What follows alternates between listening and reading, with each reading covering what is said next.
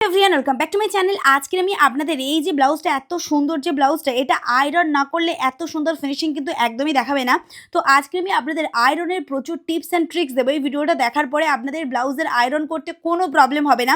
প্রথম কথা, তো আয়রন করার জন্য প্রথমে স্টিম আয়রন নিলে খুবই ভালো হয়, কিন্তু যাদের কাছে ড্রাই আয়রন আছে তারা একটা স্প্রে বোতল নেবেন, সেখানে জল নিয়ে কিছু কিছু স্প্রে দিয়ে তারপরে আয়রন করবেন। জল দিলে কিন্তু আয়রন বেশি ভালো হয়।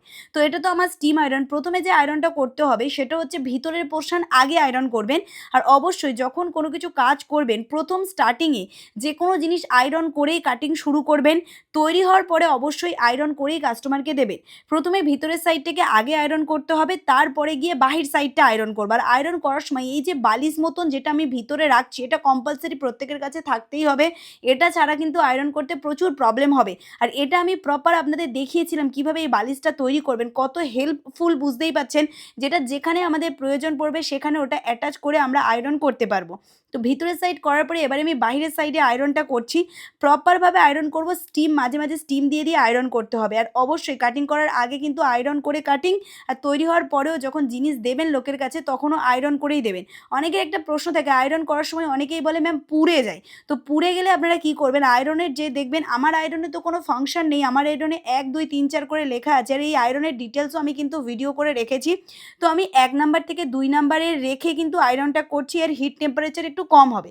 প্রচণ্ড পরিমাণে হিট টেম্পারেচার থাকলে কিন্তু আয়রন করতে প্রবলেম হবে। আর অবশ্যই স্টিম করে আয়রন করবেন। স্টিম আয়রন না থাকলে স্প্রে করে আয়রন করুন, দেখবেন আপনাদের আয়রন কত ভালো হবে। আর এই বালিশটাকে আমি কীভাবে রাখছি বুঝতেই পাচ্ছেন, যেখানে যেমনভাবে প্রয়োজন সেই পোর্শনটাকে আমি তেমনভাবে রেখে ভালো করে এই রাউন্ডের পোর্শনটাকে ধরে নিয়েছি, নিচে বালিশটাকে রেখে, তাহলে আয়রন করতেও কত সুবিধা হচ্ছে।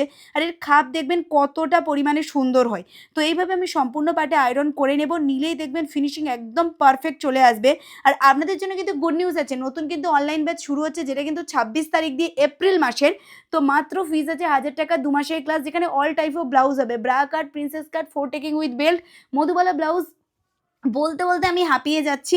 লং ব্লাউজ, কোট কলার ব্লাউজ। তাহলে অপেক্ষা কিসের? সামনেই তো পুজো চলে আসছে। এইবারে যদি না করেন অনেক কিছু কিন্তু মিস করে যাবেন। পুরোটা সূত্রের সাহায্যে থাকবে, A to Z recording class আপনারা পেয়ে যাবেন, অডিও ভিডিও ফুল রেকর্ডিং। কোনো প্রশ্ন থাকলে সরাসরি আপনারা আমার সাথে যোগাযোগ করতে পারবেন। কলিং টাইমও আপনাদের সব বলে দেওয়া হয়।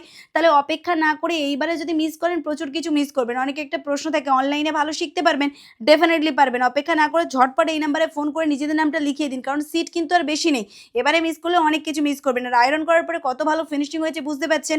আর এটা আমি আন্ডারগ্রাউন্ড সেলাই করেছি, এর ভিডিও কিন্তু দেওয়া আছে। তাহলে অপেক্ষা না করে ঝটপট এই নাম্বারে ফোন করে নিজের নামটা লিখিয়ে দিন, সিট বেশি নেই। আর আমি সিলেবাসও দিয়ে দিচ্ছি, প্রত্যেকে দেখে নিন যে কী কী সিলেবাসে থাকছে। এবারে মিস করলে প্রচুর কিছু মিস করে যাবেন। তো ঝটপট ফোন করে নিন। তো আজকের জন্য এই পর্যন্ত। টাটা।